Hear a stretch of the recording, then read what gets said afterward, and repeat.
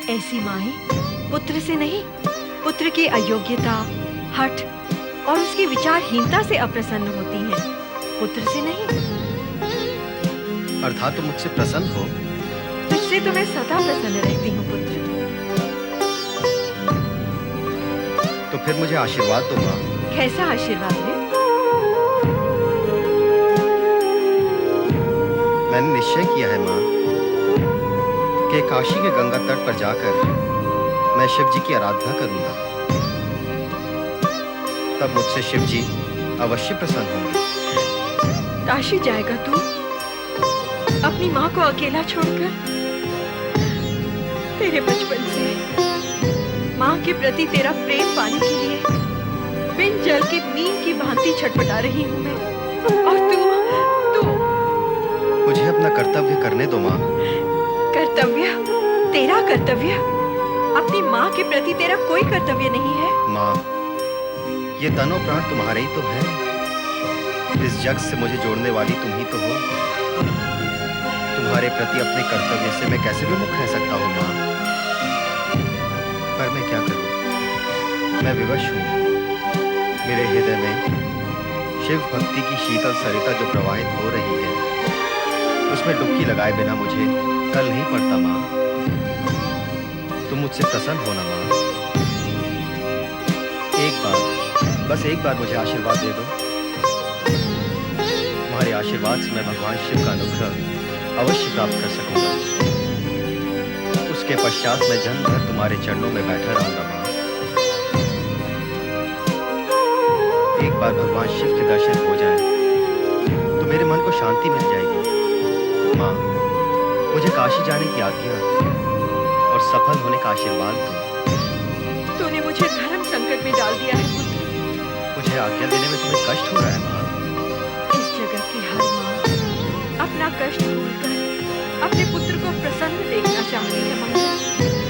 स्वयं तो झेल कर भी वह अपने पुत्र को सुखी देखना चाहती है।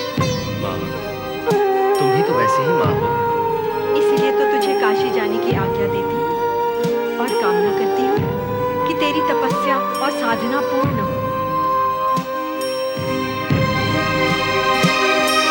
तुझे सिद्धि प्राप्त हो।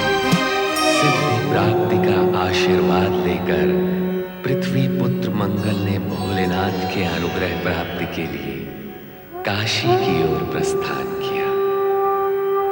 पुत्र की इच्छा के वशीभूत होकर मां ने उसे काशी भेज तो दिया, किंतु उसके हृदय में चिंता और दुविधा थी। ओम नमः शिवाय। ओम नमः शिवाय। ओम नमः शिवाय। ओम नमः शिवाय। ओम नमः शिवाय। ओम नमः शिवाय। ओम नमः शिवाय।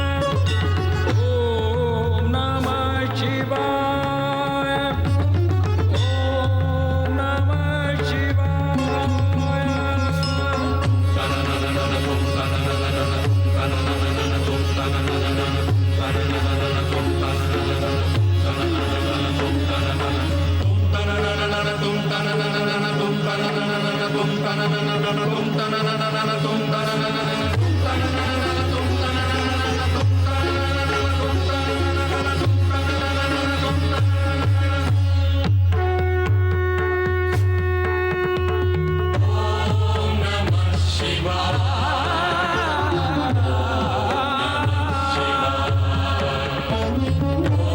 ओम नमः शिवाय।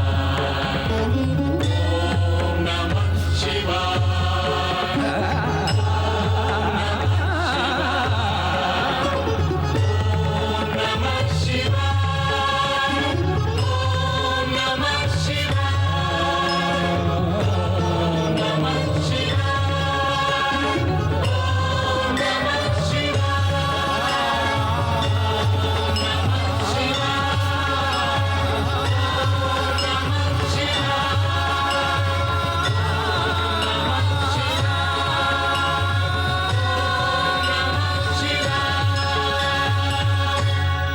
ॐ नमः शिवाय